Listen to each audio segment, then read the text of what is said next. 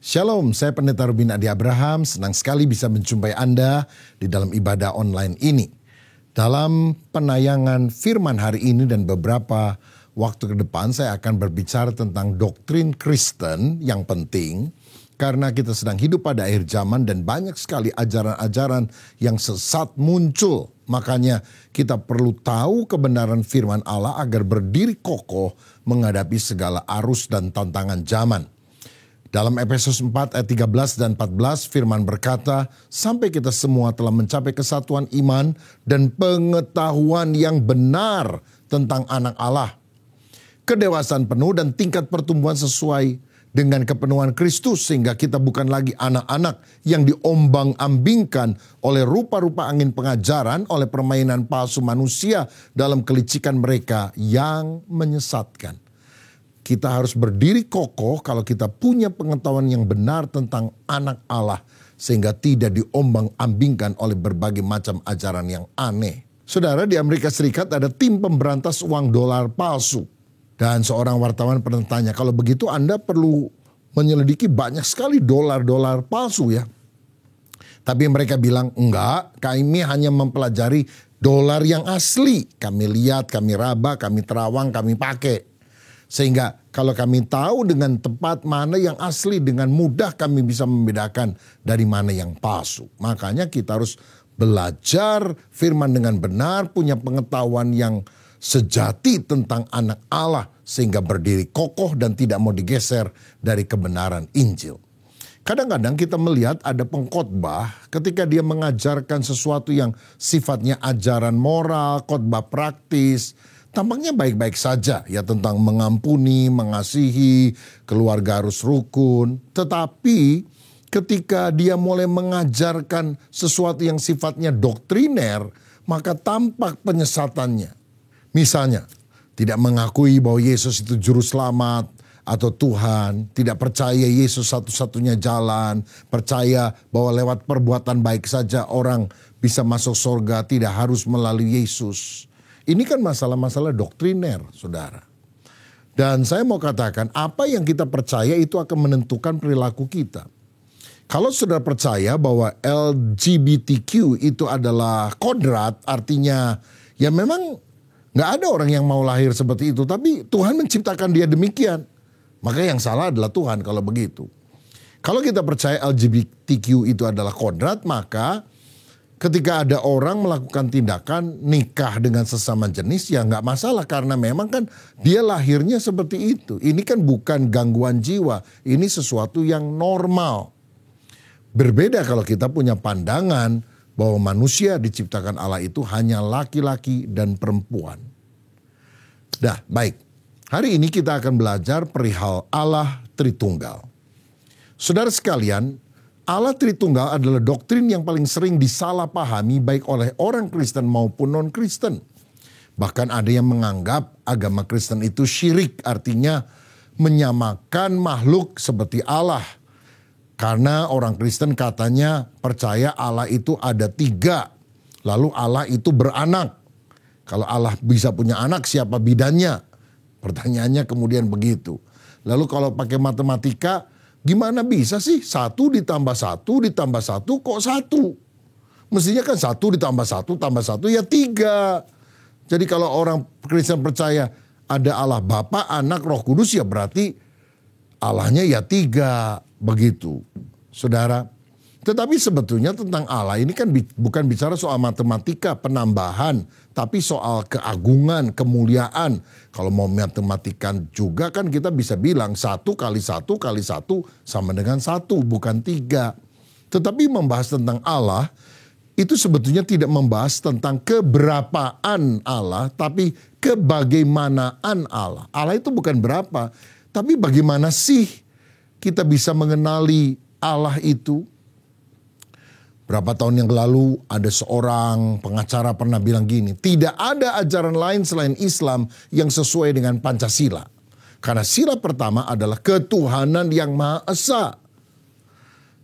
Kalau Kristen itu kan Trinitas, Hindu juga Trimurti. Maka yang benar-benar sesuai dengan Pancasila hanya Islam. Nah, ini adalah hal yang sangat keliru karena pandangan Trinitas atau Tritunggal yang dipercaya orang Kristen itu bukan triteisme, bukan menyembah tiga Allah. Saya akan jelaskan lebih jauh. Nah, sebelum kita membahas tentang Allah Tritunggal, kita harus memiliki hati yang rendah. Karena yang sedang kita selidiki adalah Sang Pencipta.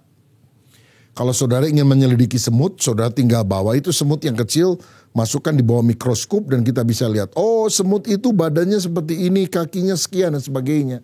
Tapi kan kita tidak bisa menurunkan Allah dari tatanya di langit dan menaruh di bawah mikroskop dan kita bilang, oh Allah itu seperti ini. Ya tidak seperti itu saudara.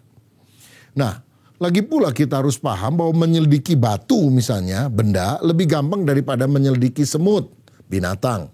Menyelidiki semut lebih gampang daripada menyelidiki manusia. Apalagi menyelidiki Allah, Sang Pencipta. Memahami diri aja sulit.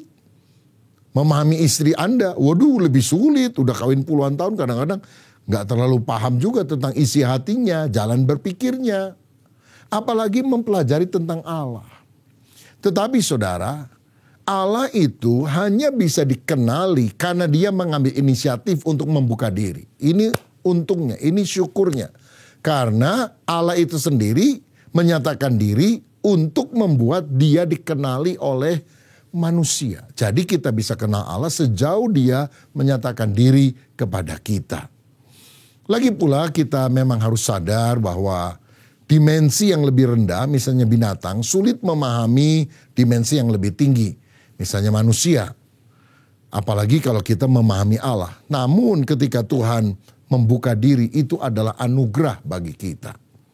Nah, saya ambil contoh ya. Di sini kita lihat ada gambar satu dimensi, garis. Memahaminya lebih gampang.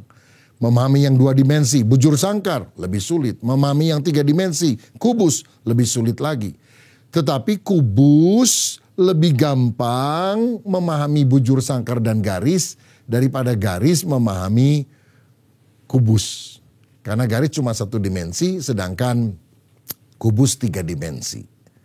Saudara-saudara, seorang tokoh bergereja bernama Agustinus pernah berkata, coba pikirkan tentang Allah Tritunggal dan mungkin Anda akan kehilangan akal. Tapi coba mengabaikan tentang Allah Tritunggal dan mungkin engkau akan kehilangan jiwa selama-lamanya. Makanya kita harus meneliti, mempelajari tentang Tuhan dengan rendah hati dan berkata, Tuhan nyatakanlah pribadimu supaya saya bisa mengenal engkau. Nah, pada intinya kekristenan itu menyembah Allah yang esa, Allah yang satu, bukan Allah yang banyak, saudara. Kekristenan itu bukan politeisme, menyembah banyak Allah, tetapi monoteisme, yaitu percaya kepada Allah yang esa, Allah yang satu. The belief in only one God. Misalnya Musa di dalam Ulangan 6 ayat 4 berkata, dengarlah hai orang Israel, Tuhan itu Allah kita, Tuhan itu esa. Maleakhi 2 ayat 15, bukankah Allah yang esa menjadikan mereka daging dan roh? Markus 12 ayat 29, jawab Yesus, hukum yang terutama ialah, dengarlah hai orang Israel, Tuhan itu Allah kita, Tuhan itu esa. Paulus di dalam 1 Timotius 2 ayat 5 berkata, karena Allah itu esa dan esa pula dia yang menjadi pengantara antara Allah dan manusia, yaitu manusia Kristus Yesus. Jadi berkali-kali kita mengatakan Allah itu adalah Allah yang esa, adalah Allah yang satu. Nah, tetapi Allah yang esa itu ternyata Tritunggal. Apa artinya? Allah itu satu hakikatnya, tapi memiliki tiga pribadi yang bisa dibedakan tapi tidak bisa dipisahkan. Makanya Yesus pernah berkata dalam Yohanes 10 ayat 30 misalnya, aku dan Bapa adalah satu. Satu hakikatnya walaupun berbeda pribadinya. Pribadi Bapa berbeda dengan pribadi anak. Perlu saudara ketahui bahwa kata esa itu berasal dari kata Ibrani ehad. Artinya united. Satu kesatuan bersama, all together. Beda dengan kata Ibrani lain, yahid, artinya tunggal. Misalnya, Abraham punya anak Ishak, anakmu yang tunggal, itu yahid tulisannya, bukan esa. Nah, sekarang saya akan mengajak saudara untuk melihat satu contoh di dalam Alkitab yang menunjukkan keesaan Tuhan. Kejadian 1 ayat 26 berkata, "Berfirmanlah Allah, baiklah kita menjadikan manusia menurut gambar dan rupa kita." Ayat 27, "Maka Allah menciptakan manusia itu menurut gambarnya." Perhatikan, tadi dikatakan kita, berarti jamak. Sedangkan menurut gambarnya itu adalah tunggal, ya. Lalu kita bilang kenapa di atasnya jamak, di bawahnya tunggal? Karena ini menunjukkan ada kejamakan dalam keesaan. Allah itu esa, tetapi pribadinya jamak. Ada yang bilang barangkali Allah sedang berunding dengan malaikat, baiklah kita menjadikan manusia. Tapi ingat saudara, malaikat itu ciptaan, malaikat itu bukan pencipta. Jadi bukan malaikat yang menciptakan manusia, Allah saja yang bisa menciptakan manusia. Allah sedang berbicara dengan dirinya dalam pribadi yang berbeda dalam keesaan itu. Ya, saya ambil contoh supaya lebih jelas. Satu tapi jamak. Itu misalnya kita memasuki sebuah ruangan. Ruangannya berapa? Satu. Tapi sebuah ruangan terdiri pasti dari panjangnya, lebarnya, dan juga tingginya. Atau contoh lain, sebuah segitiga pasti terdiri dari 3 buah garis. Dan juga ada 3 buah sudut, saudara.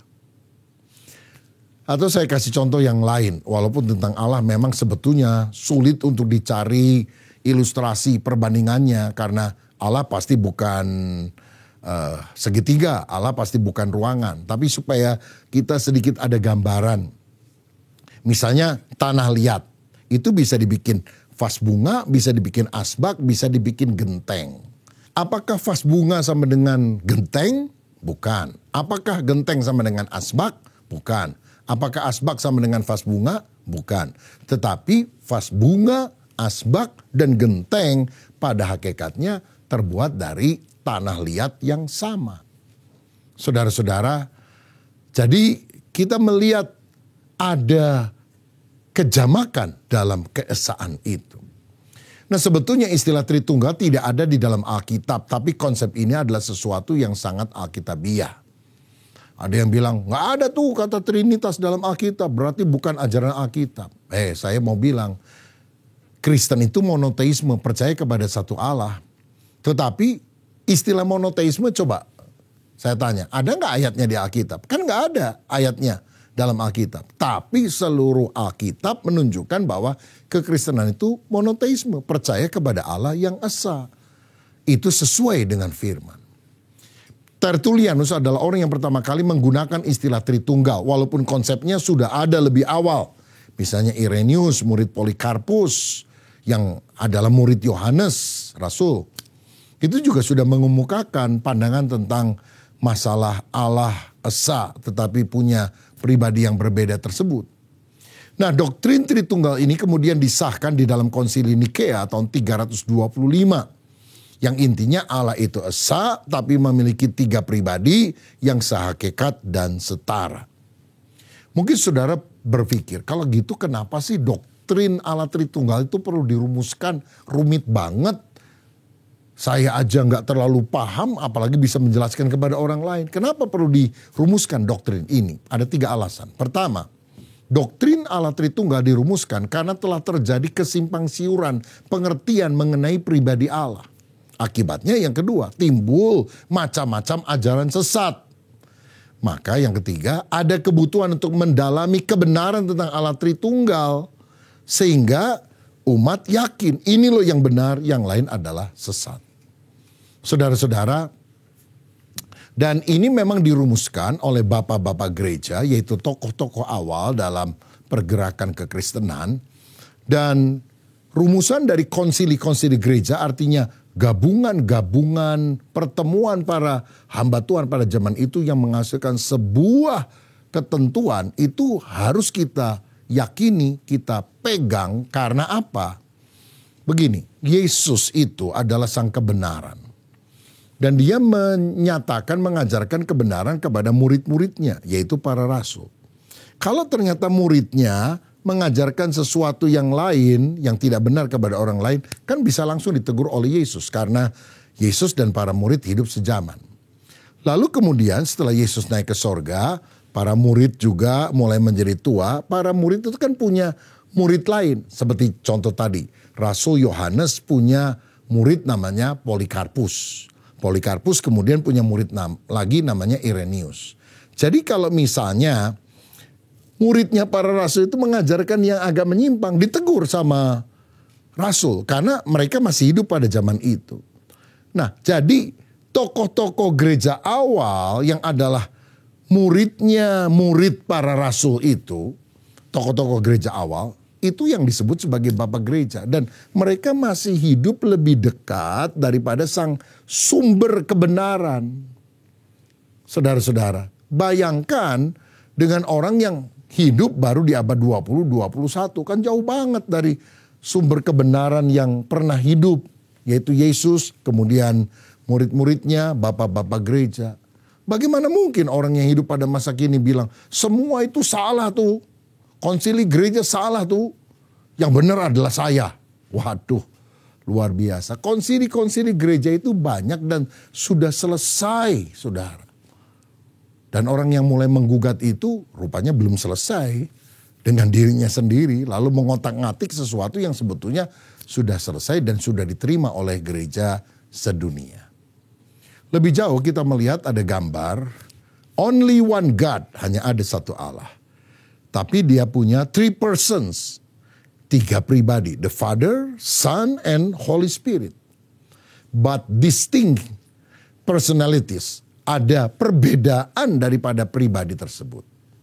Saudara, jadi gini, Bapa adalah Allah, Anak adalah Allah, Roh Kudus adalah Allah. Tapi Bapa bukan Anak, Anak bukan Roh Kudus bukan Bapa. Kasih contoh lagi ya, supaya lebih jelas. H2O adalah unsur kimia untuk air, uap, dan es. Apakah air H2O? Ya. Apakah uap H2O? Ya. Apakah es H2O? Ya. Tapi apakah air sama dengan es? Tidak. Apakah es sama dengan uap? Tentu juga tidak. Jadi kalau saya bilang, aduh saya haus nih, tolong ambilin ya segelas air. Saudara bawa es. Lalu saya tanya, loh kok es? Saya kan maunya air. Ah sama aja H2O.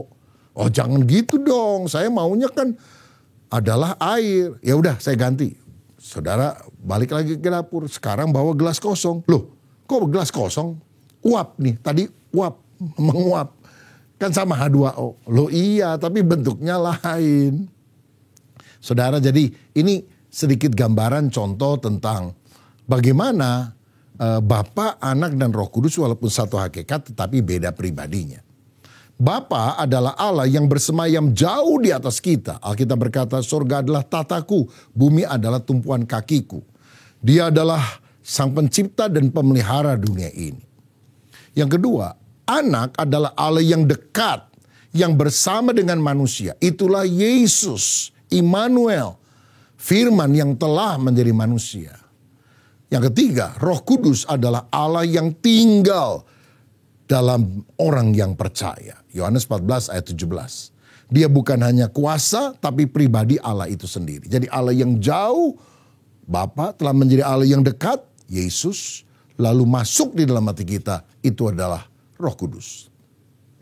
Agustinus pernah berkata, perbedaan sebutan pribadi Bapa, Anak, dan Roh Kudus itu dalam hubungan satu sama lain dengan tugas khusus masing-masing. Maksudnya, Yesus dalam hubungan dengan dirinya sendiri disebut Allah. Tapi dalam hubungan dengan Bapa disebut sebagai Anak. Saya berharap melalui paparan yang singkat dan sederhana ini, saudara mulai bisa memahami apa sih yang dimaksud dengan Allah Tritunggal. Satu hakikatnya, tapi 3 pribadinya. Nah sekarang saya ingin ajak saudara melihat beberapa pandangan keliru tentang Allah Tritunggal yang tidak boleh ada dalam benak kita. Yang pertama, ada yang menganggap Allah itu satu pribadi, tapi memiliki 3 jabatan. Ini disebut sebagai modalisme atau sabellianisme, karena pengajarnya namanya Sabellius, saudara. Jadi contohnya kira-kira seperti ini. Satu pribadi, tapi 3 jabatan. Pak Ahmad misalnya, Di rumah dia kepala keluarga. Di pekerjaan dia kepala sekolah. Di lingkungan dia adalah kepala RT, rukun tetangga. Nah masalahnya kalau Pak Ahmad mati juga kepala keluarga, kepala sekolah, kepala rumah tangga. Nah saudara-saudara, ini yang menyebabkan orang kadang menyebut sebagai waktu Yesus mati di salib berarti bapaknya mati juga dong. Jadi siapa yang memerintah alam semesta? Yang mati itu anak Allah di kayu salib.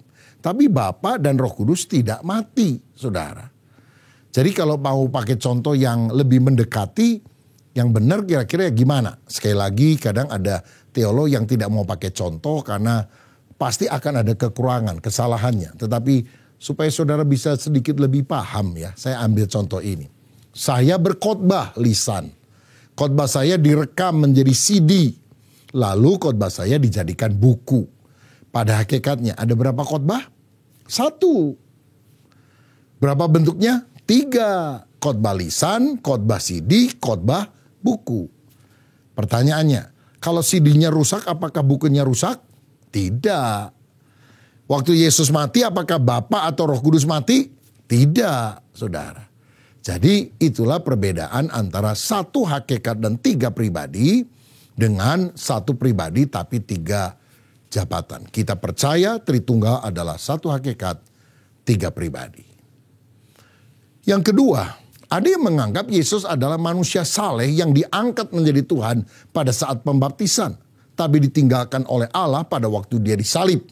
Pandangan ini disebut sebagai pandangan adopsianisme. Jadi maksudnya Yesus itu manusia biasa seperti saya dan saudara, tapi saleh, suci, kudus, maka diangkat oleh Tuhan menjadi Juru Selamat, diangkat menjadi Tuhan. Nah tetapi ketika dia mau mati, Allah meninggalkan dia. Makanya dia teriak Eli Eli lama sabatani. Nah ini adalah pandangan yang juga tidak tepat, saudara. Yesus itu bukan manusia yang diangkat jadi Tuhan. Gak ada manusia jadi Tuhan. Manusia jadi Superman aja cuma ada di film, apalagi jadi Tuhan. Tapi kalau Tuhan jadi manusia itu baru ada. Jadi yang benar adalah tidak ada manusia yang jadi Tuhan. Yesus bukan manusia biasa yang dilantik jadi Tuhan. Tapi Tuhan yang menjadi manusia. Ya. Firman itu telah menjadi daging, telah menjadi manusia. Itu adalah Yesus.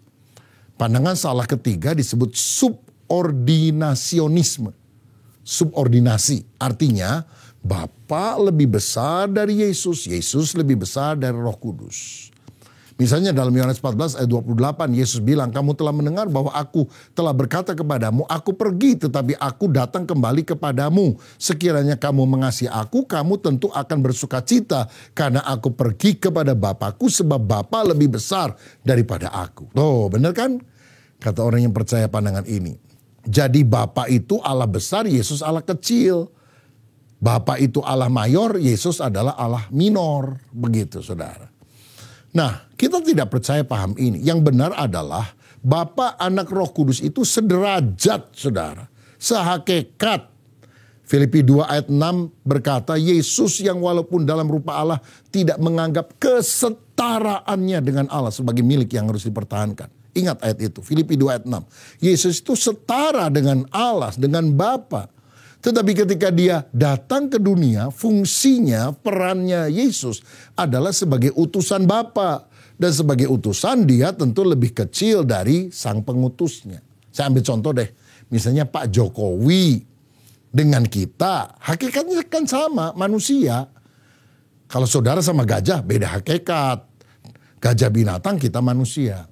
Tapi kalau Jokowi sama kita kan hakikatnya sama manusia. Tapi perannya, fungsinya, tugasnya beda. Beliau itu presiden Indonesia, kita hanyalah rakyat. Jadi Yesus setara dengan Allah, tapi waktu dia datang ke dunia, dia bertugas sebagai suruhan Allah, sebagai utusan Allah. Sehingga dia bilang dia lebih kecil dari Bapa. Tapi intinya dia sederajat. Yang keempat disebut Arianisme, yang kini nampak dalam sekte Saksi Yehova. Menganggap bahwa Yesus adalah ciptaan Allah yang mula-mula. Jadi waktu Allah menciptakan yang pertama, yang diciptakan pertama Yesus. Lalu Yesus baru menciptakan yang lain-lain. Saudara-saudara, sehingga mereka berkata Yesus hanyalah suatu ilah atau makhluk saja yang diciptakan oleh Allah. Jadi kalau mereka membaca Yohanes 1 ayat 1 dikatakan pada mulanya adalah firman. Firman itu bersama-sama dengan Allah. Dan firman itu adalah suatu ilah atau suatu Allah. Allah kecil. Nah saudara-saudara, jelas kita tidak percaya bahwa Yesus itu adalah ciptaan Allah yang mula-mula. Yesus bukan ciptaan, berarti dia makhluk. Yesus kita yakini sesuai Yohanes 1 ayat 3, dia adalah sang pencipta. Segala sesuatu dijadikan oleh dia. Dan tanpa dia tidak ada satupun yang telah dijadikan. Yesus adalah Allah, dia sang pencipta. Ya, karena dia menciptakan segala sesuatu. Karena itu hari ini mari kita membuka hati, percaya bahwa Allah di sorga telah datang ke dunia. Namanya adalah Yesus. Dia adalah juru selamat, dia adalah Tuhan, dia adalah Raja di atas segala raja. Dia akan datang kembali. Makanya kita perlu bertobat, percaya kepada Allah dan mengakui bahwa Allah itu satu hakikatnya tapi tiga pribadinya. Jangan pernah berpikir bahwa Allah yang kita sembah oleh orang Kristen adalah tiga. Tidak. Allah itu satu, Allah itu esa. Tetapi harus dibedakan dengan Bapa, Anak, dan Roh Kudus. Dan kalau kita percaya kepada Allah Tritunggal, kita akan mengalami keselamatan. Saya mau berdoa untuk saudara supaya Tuhan mencelikkan mata hati saudara dan sungguh-sungguh mengimani kepada pribadi Allah Tritunggal. Karena dia adalah satu-satunya yang layak ditinggikan. Hormat bagi Allah Bapa, hormat bagi anaknya, hormat bagi Roh penghibur ketiganya yang esa. Haleluya, haleluya, ketiganya yang esa. Mari kita berdoa. Bapa, terima kasih untuk pemaparan firman-Mu hari ini. Biar mencelikkan mata rohani kami sehingga kami mengerti tentang Allah Tritunggal dan kami bisa menjelaskan kepada orang lain. Kalau ada di antara kami yang masih belum terlalu paham, biar kami mendengar lagi khotbah ini berulang-ulang. Dan kami mulai bisa menjelaskan kepada teman kami, kepada orang-orang yang mempertanyakan hal itu.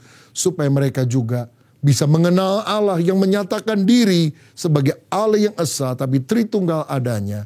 Dan ketika kami percaya, maka kami diselamatkan. Cerahkan akal budi kami, kokohkan iman kami. Sehingga tidak mudah terganggu oleh ajaran-ajaran yang membingungkan, yang menyesatkan. Tapi kami percaya, Yesus adalah Tuhan, Yesus adalah Allah. Berkat atas kami dalam nama Tuhan Yesus. Haleluya. Amin. Tuhan memberkati.